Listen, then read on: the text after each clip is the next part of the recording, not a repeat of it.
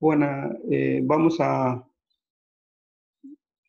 desarrollar el tema 3 que titula Procesamiento de Transacciones. Por lo tanto, uno de los conceptos que se tiene es que se denomina transacción a un programa que lee o modifique el contenido de la base de datos. Por lectura o modificación de transacción de la base de datos se refiere a las operaciones de insert, delete y update. Por lo tanto, una transacción es una unidad lógica de trabajo que está definida para las reglas del negocio. Es decir, una transacción se programa para un objetivo, para un propósito, en base a las reglas de la empresa, de la institución que pide que ciertas instrucciones sean ejecutadas. Este conjunto de instrucciones al menos debe incluir una modificación de datos. O sea, para considerarse transacción un programa, por lo menos debe incluir una instrucción que modifique la base de datos. Puede ser insert, delete, update o cualquier combinación de ellos. También una transacción pasa una base de datos de un estado consistente a otro, lo que significa que las bases de datos deben permanecer consistentes cada vez que se ejecute una transacción. No puede un conjunto de instrucciones dejar la base de datos en un estado inconsistente. Por lo tanto, en una transacción se debe analizar las operaciones de lectura y escritura a la base de datos, así como los bloqueos de bloqueo de los datos. Básicamente, ese es el objetivo de la transacción.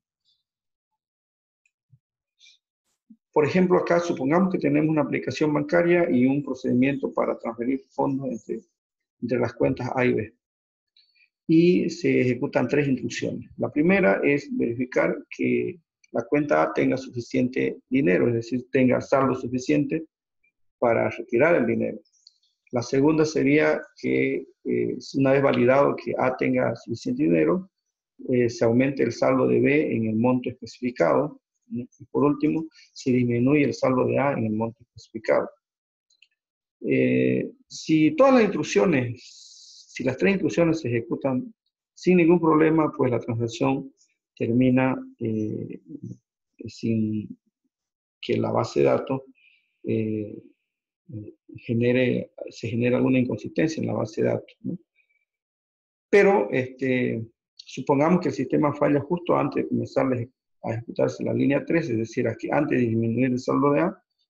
Si aquí falla el sistema o la transacción no logra ejecutar la instrucción 3, pues entonces la base de datos queda en un estado indeseable o inconsistente, al menos para el banco. ¿Por qué para el banco? Porque el banco le aumentaría el saldo a B, pero no le disminuiría el saldo a A. Entonces el banco quedaría perdiendo lo que le aumenta el saldo a B. Y si eso sucede, entonces las bases de datos se genera inconsistencia.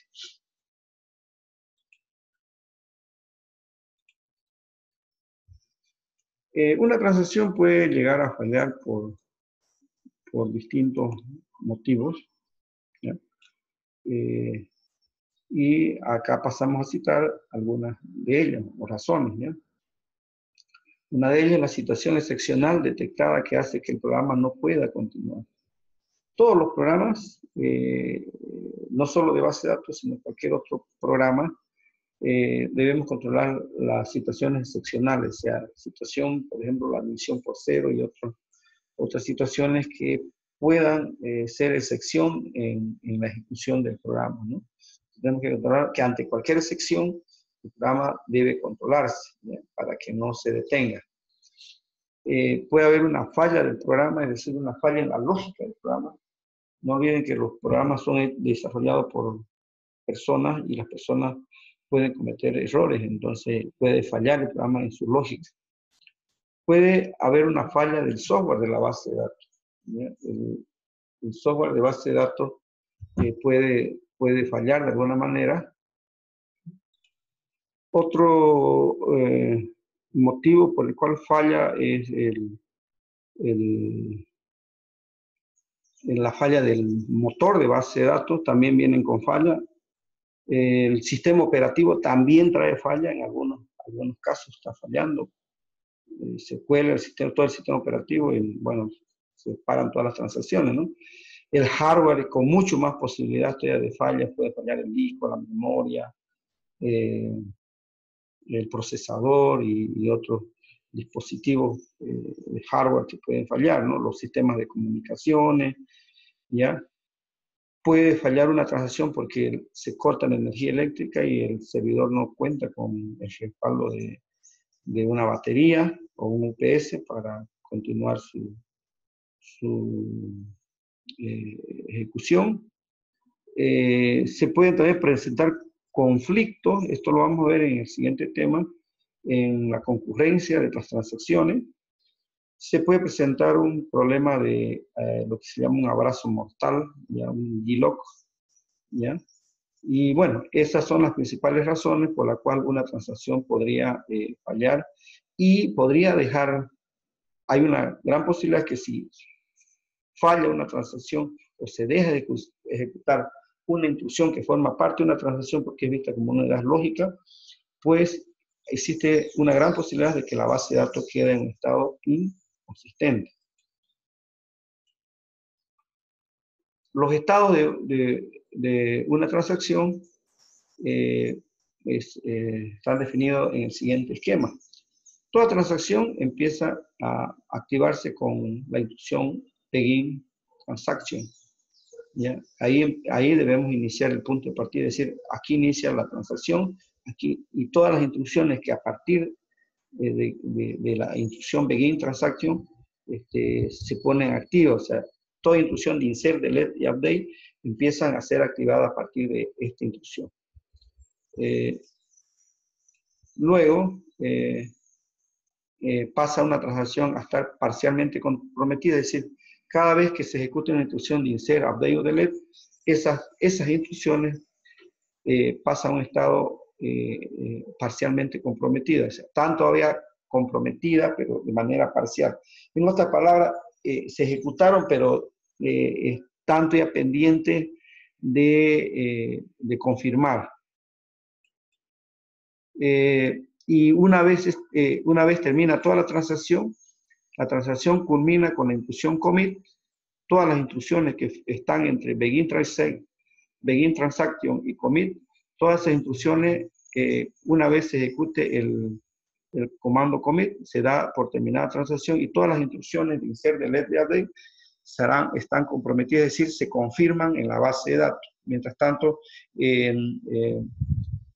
mientras están en un estado parcialmente comprometida, pues se han ejecutado de manera temporal. Otra situación que se puede dar es que la transacción falle, o sea, sea fallida por cualquier razón, cualquiera de las razones que citamos anteriormente, puede fallar, la transacción puede estar fallida, por lo tanto, el sistema de base de datos debe tener la capacidad de que si una transacción tiene instrucciones ya ejecutadas, pues el sistema debe revertir ante una falla, ¿no? Entonces, la instrucción al detectar una falla debe ser abortada y para abortar una instrucción se ejecuta con la instrucción rollback. Rollback no solo aborta la transacción, sino que además todas las instrucciones que se hubieran ejecutado o ya estuvieran parcialmente comprometidas son anuladas con la instrucción rollback y toda la transacción se cancela. O sea, todas las instrucciones ejecutadas hasta la falla, hasta el momento de falla, son anuladas, son revertidas con la instrucción rollback, dejando la base de datos en un estado inicial, es decir, como si no se hubiera ejecutado ninguna instrucción. Y la otra situación es que al iniciar la transacción, pues el sistema falle ya, ¿no?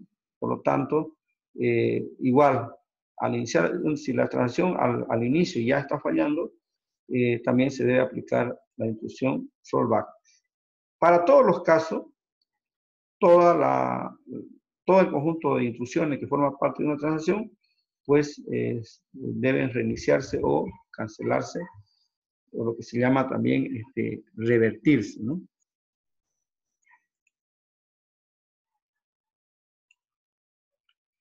Entonces acá se explica en la parte de abajo cada una de los estados activa. Es el estado inicial, permanece en este estado durante la ejecución parcialmente comprometida después de ejecutarse la última instrucción. Fallida, se descubre que no puede continuar con la ejecución normal. Y abortada, después de haber retrocedido la transacción y restablecido la base de datos a su estado anterior al comienzo de la transacción. Entonces son los 4 estados que se explican en el esquema, que acá se da un detalle del concepto de cada uno de los estados de una transacción. Otro concepto sobre las transacciones es que deben cumplir 4 propiedades. La primera propiedad es la propiedad de atomicidad, donde indica que se ejecuta todo o nada. O sea, una transacción se debe ejecutar todas sus instrucciones o ninguna. No puede ejecutarse parcialmente un conjunto de instrucciones que forma parte de una transacción. O se ejecutan todas o no se ejecutan.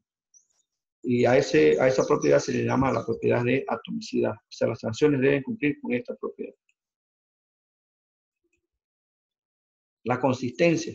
Solo se empieza lo que se puede terminar y no rompen las reglas.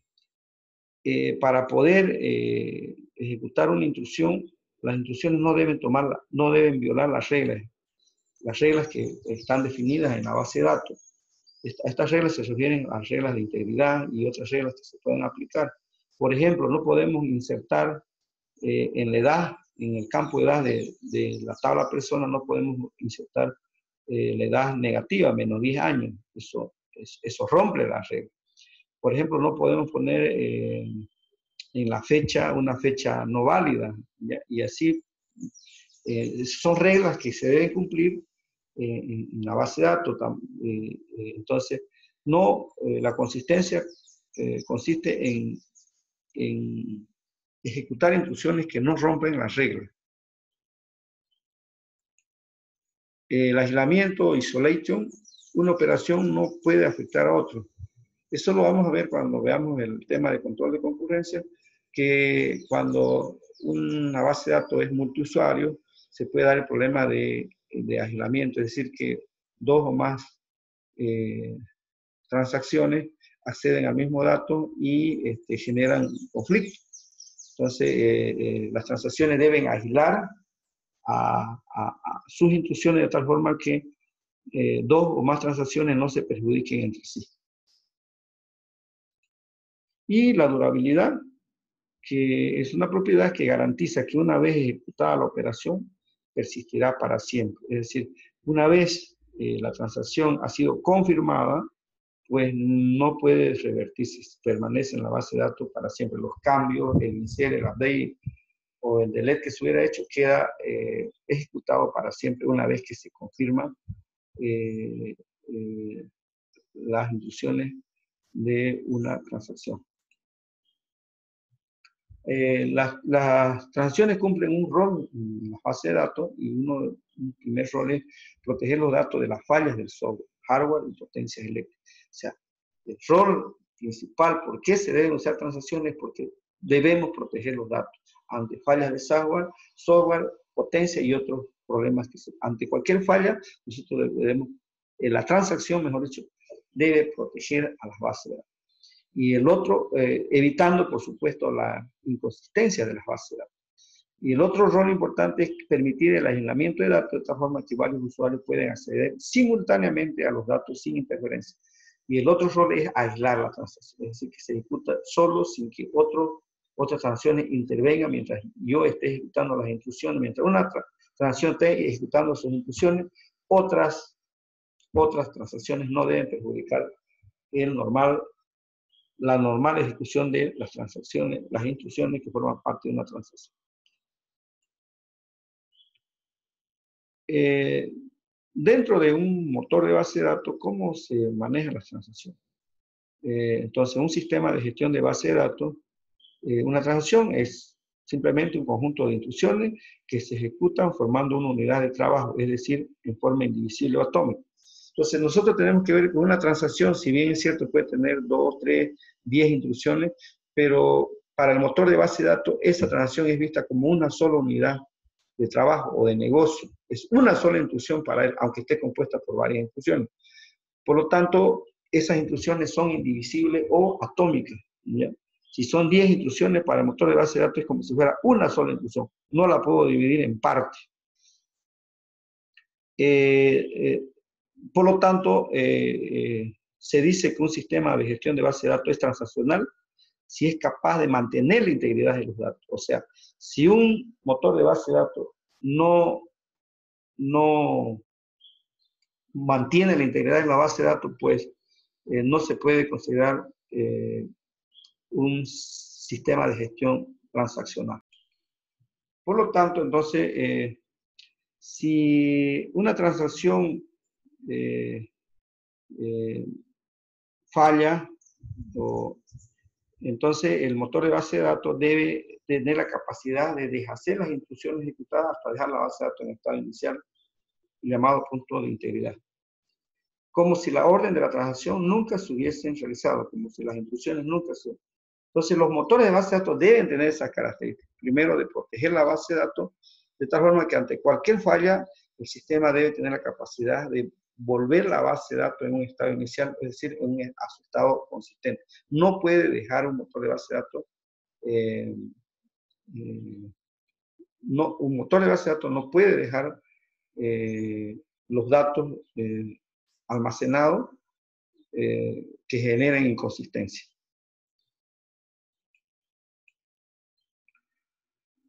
Para ello, los motores de base de datos tienen una arquitectura diseñada, ¿ya?, para la gestión de transacciones, para la administración de transacciones. Básicamente se lo divide en tres grandes grupos, que es lo que tiene la arquitectura, ¿no? Yendo de abajo hacia arriba, tenemos todo lo que son los archivos, ¿ya? Los archivos que básicamente se trabajan con discos, cintas magnéticas, ¿ya? Es la parte física. Generalmente todas las bases de datos se almacenan en discos, ¿ya? De tal forma que el motor de base de datos divide estos almacenamientos en el archivo de base de datos donde se guardan los datos propiamente. Tienen otra parte del disco que lo usa para archivos de control, tiene otra parte del disco que lo utiliza para archivos de otras transacciones, e inclusive algunos motores de base de datos tienen cintas conectadas al servidor, de tal forma que también acá estas cintas sirven para almacenar los logs de transacciones, que vamos a ver qué son esos. Luego, el motor de base de datos interactúa con cada una de estas partes del disco. Cada módulo tiene módulos o procesos que son software, que tiene un módulo de escritura, de lectura y escritura de la base de datos, de base write, tiene módulo de checkpoint, donde cada cierto periodo graba en los discos correspondientes. Tiene otro módulo que está destinado a guardar la información de los logs en los archivos de log, igual que el módulo de archivo, ¿ya? Eso en cuanto a proceso. En cuanto a la memoria la divide también en tres partes. La memoria denominada SGA, ¿ya? Y hay una parte donde está el share, o sea, todas las instrucciones SQL llegan a un área compartida, y a partir de ahí ejecutan, y toda la información que lee de disco a memoria son guardados en una base de datos en la memoria RAM, denominada Database Buffer Cache, o la memoria caché del servidor. Y por otro lado, tiene dentro de la misma memoria una zona que se llama log de transacción. Entonces, básicamente, esa es la arquitectura como trabaja.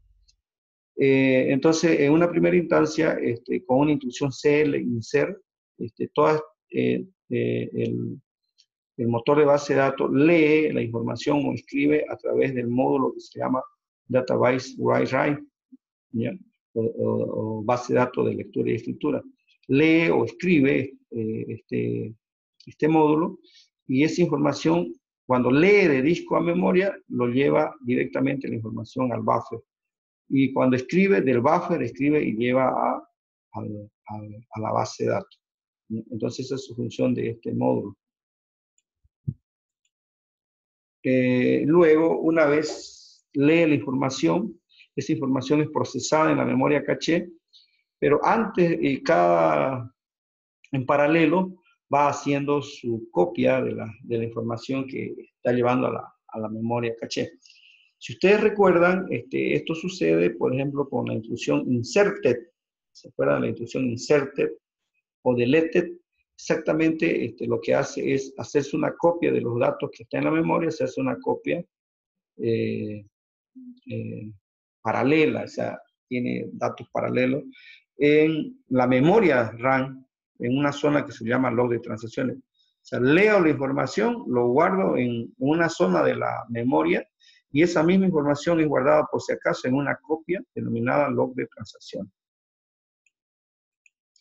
Luego, esa información, cada cierto periodo de tiempo, depende cómo está programado el motor de base de datos, esa información es bajada al disco duro. Fíjense que la información que lee de la base de datos, la sube a la memoria caché, se hace una copia en el log de transacciones, y también cada cierto periodo de tiempo guarda la información en unos archivos que se llaman log de transacciones en otra área del disco duro. Puede ser el mismo disco duro físico, como puede ser otro disco duro, o puede ser otro servidor inclusive, donde se guarda el archivo de log de transacción.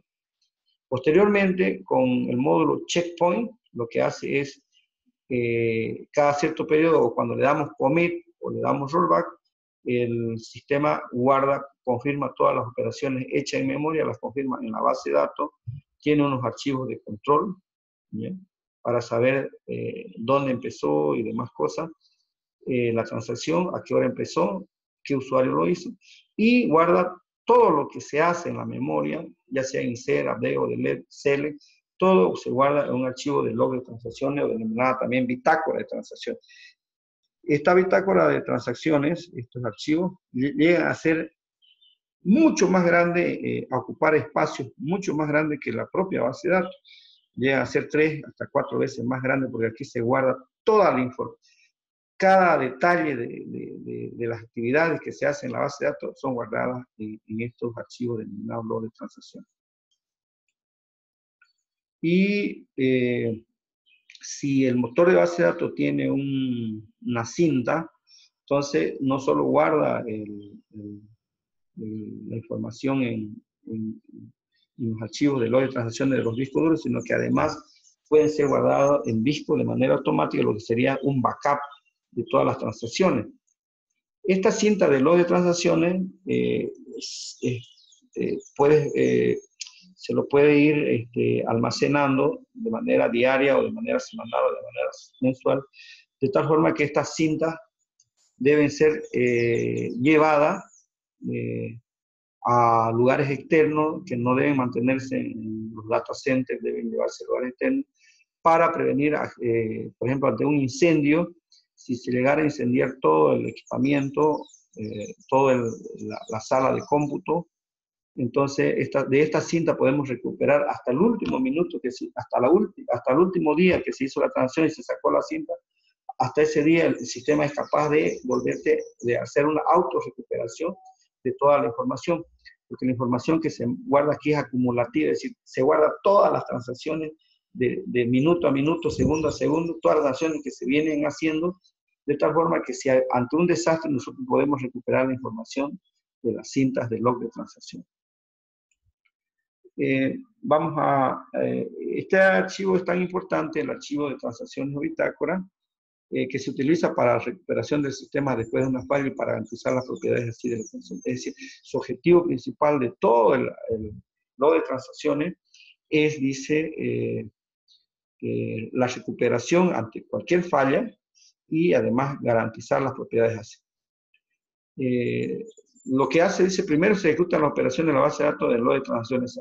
Todo se ejecuta en este nodo de transacciones y cada cierto periodo es guardado, esa información es guardada a través del checkpoint a los diferentes lugares, a través del módulo log de escritura lectura y escritura a los archivos log, y para tener un respaldo mucho más seguro, todo lo que se hace, todas las actividades que se hacen en el motor de base de datos son guardadas en cinta, de tal forma que, vuelvo a repetir, estas cintas son llevadas al exterior de la sala de cómputo para poder recuperar la información ante cualquier desastre. Toda información es guardada cuando se genera el commit. Es decir, cada vez que se hace un commit, entonces se hace un checkpoint, se confirma la información en la base de datos y en los archivos log, ¿no? Pero también paralelamente se van guardando cada cierto periodo, es decir, todas las actividades que se hacen en la base de datos son guardadas en el archivo de log. Cuando hay un commit, ahora recién se guarda en la base de datos las transacciones, las instrucciones que se estén ejecutando en una transacción. ¿Cómo se implementa una transacción en un sistema de motor de base de datos? Como dijimos, vamos a ilustrar la transferencia de fondos, que dijimos que consiste en 3 instrucciones: verificar que A tenga saldo, aumentar el saldo de B en el monto que se especifica y disminuir el saldo de A en el monto especificado. Entonces, para ello se dispone de una base de datos, le vamos a llamar banco, que vamos a usarla en este tema. Y es una base de datos que tiene 2 tablas, una tabla de cuenta y una tabla de transacciones. La tabla de cuenta tiene el número de cuenta, que es de tipo char, la descripción de la cuenta, la fecha de creación de la cuenta y el saldo. Y la tabla de transacciones de cuenta está el número de cuenta, que es la que se hereda de la cuenta, la fecha en que se hizo la transacción y el importe. Acá vamos a convenir que el importe, si el importe es positivo, está haciendo un depósito, y si es negativo, está haciendo un retiro. Se valida que se hace un check acá, que el importe sea mayor a 0, y en la cuenta se hace un check que el saldo sea mayor a 0. Entonces, acá se inicializa la base de datos con la siguiente información, que a la cuenta A se le asigna 300 pesos y a la cuenta B 50 pesos. Y en el detalle de transacciones se inserta en una fecha determinada la cuenta 300 y en la cuenta de 300, de tal forma que estos 2 valores sean coincidentes. La instancia de la base de datos banco sería como se muestra en la parte de abajo. Quedaría de esa manera. Bien, las instrucciones que forman parte de esta transacción, programando ya, serían las siguientes. Entonces, esto podemos poner en una función, un procedimiento almacenado, ¿ya? Y declaramos el monto, el saldo. Entonces decimos el monto igual a 100. El monto es lo que vamos a transferir de la cuenta A a B. Y por lo tanto vamos y leemos de la cuenta, de la tabla cuenta, para el número de cuenta A, leemos el saldo. Decimos cuánto el saldo tiene. ¿Ya? Entonces, si el saldo es mayor al monto, entonces insertamos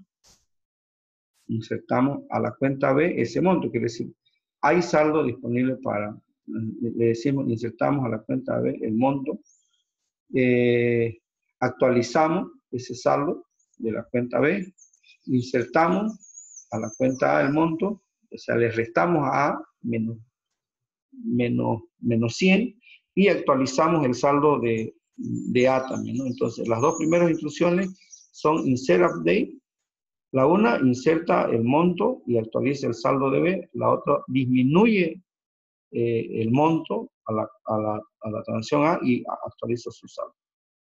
Después de ejecutar estas instrucciones, la base de datos quedaría de la siguiente manera.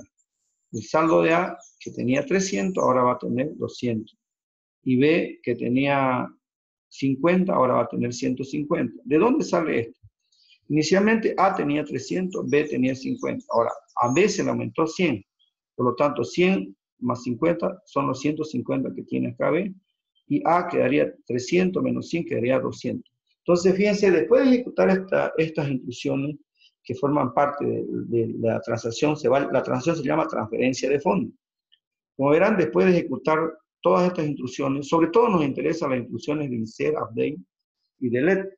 Entonces me interesa que estas instrucciones se ejecuten. Después de ejecutar estas instrucciones, la base de datos queda de esta manera y como podrán ver, la base de datos está consistente. O sea, no se pierde la información queda coherente, consistente. Ese es el objetivo de las transacciones. Sin embargo, como les digo, no todo es normal en una transacción. Pueden fallar una transacción, ya le di las razones anteriormente. Entonces, ante cualquier falla, y acá se dice, ¿qué pasa si la instrucción falla en el segundo insert? Es decir, aquí, ¿qué pasa si falla el segundo insert? Porque la cuenta X no existe. Y de verdad, entonces acá inserto, le aumento 100 pesos a B, actualiza su cuenta de B y resulta que quiero insertar, el programador se equivocó, en lugar de ponerle A, le puso X acá, se equivocó el programador y no va a poder insertar la cuenta X, porque la cuenta X no existe en la tabla de cuentas. Por lo tanto, aquí va a haber un problema. No se va a ejecutar el insert, pero sí se va a ejecutar el update. Por lo tanto, podemos ver que acá nos va a dar un problema en el segundo insert y nos va a decir que hay un conflicto de restricción de llave foránea. ¿Ya? Acá hay un problema de llave foránea, se generó un problema de llave foránea porque el programador en lugar de ponerle A le puso X. Y como verán, acá nos dice la instrucción insert se ejecutó, el update se ejecutó, el insert hubo un problema, pero llega a ejecutarse incluso el último update.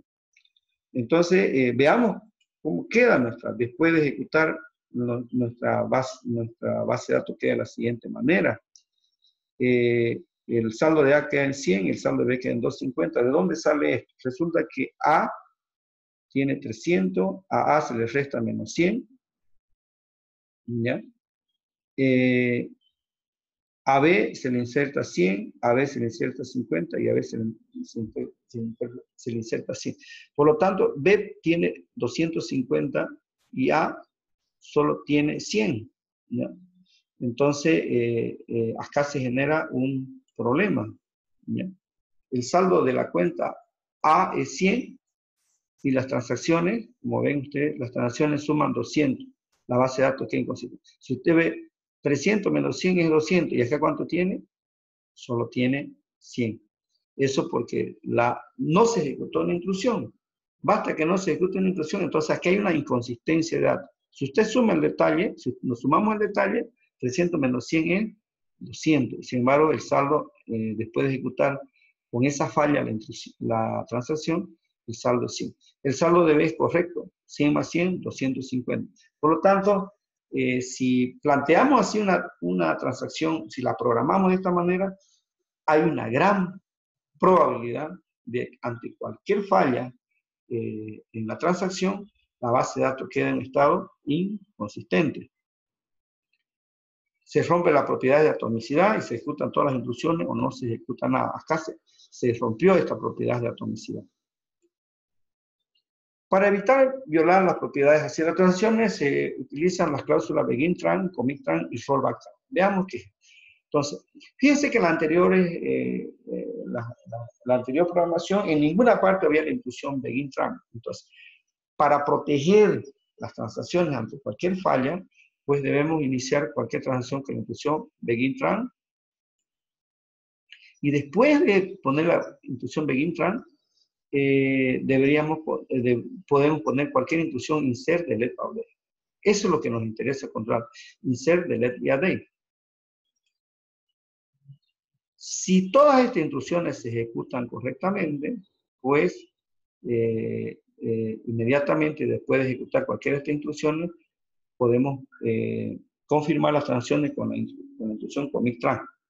Y con eso queda confirmada las instrucciones de modificación en la base de datos. Si se presentara cualquier problema, entonces debemos ejecutar el rollback que cancela cualquier instrucción que se hubiera ejecutado. Y si falló en cualquier parte de la transacción, pues nosotros debemos tener la capacidad de ejecutar la instrucción rollback que cancela las instrucciones de modificación. Es decir, si es un insert, o si es un delete, o si es un update, rollback lo va a revertir, o sea, lo va a dejar como si no se hubieran ejecutado. Esa es la misión que tiene, o eso es lo que rollback tran hace, es revertir las instrucciones de insert, delete o update que se hubieran ejecutado y se hubiera presentado alguna falla en la transacción. Entonces, este modelo que se tiene para la estructura, mejor dicho, de una transacción que proteja la base de datos. Por ejemplo, también debemos combinar begin tran con la opción begin try y begin catch. En realidad, para que quede completa una transacción y proteja la base de datos, la estructura sería la siguiente. Entonces, cada vez que vamos a iniciar insert, update o delete, pues iniciamos con la instrucción begin tran y dentro de begin tran ponemos begin try y acá ponemos las instrucciones que modifican la base de datos como insert, delete o update, como está en el ejemplo. Si todo este bloque se ejecuta, si todas estas instrucciones insert, update se ejecutan, pues se ejecutan sin ningún problema. Entonces, confirmamos con commit tran. Si hubiese cualquier problema en cualquiera de estas instrucciones, pues el begin try salta de este bloque de instrucciones, salta a la zona de catch. Y en la zona de catch, pues se ejecuta el rollback tran. Entonces, esa es la estructura que debemos usar y esto se debe plantear de esta manera las transacciones. Por lo tanto, nuestra operación quedaría de la siguiente manera. Aquí ejecutaríamos las dos primeras instrucciones y vamos a suponer que aquí va a fallar en el segundo insert. Si falla acá, ¿qué es lo que va a hacer el sistema? Es saltar a la zona de rollback, porque aquí hubo un problema. Entonces salta al rollback tran y este rollback tran lo que hace es deshacer estos dos insert, el insert y el update lo deshace, lo anula, lo revierte. ¿Por qué? Porque hubo un problema en la tercera instrucción. Entonces, el begin try lo que hace es, ante cualquier error que se presenta en estas cuatro instrucciones, vaya al rollback. Si no hubiera error, pues entonces ejecute commit tran. Ese es el esquema, esa es la forma en que se debe programar una transacción en un motor de base de datos. Y los ejemplos que tenemos acá es específicamente para el motor de base de datos SQL Server. Bien, y de esta manera es como concluimos el tema de transacciones.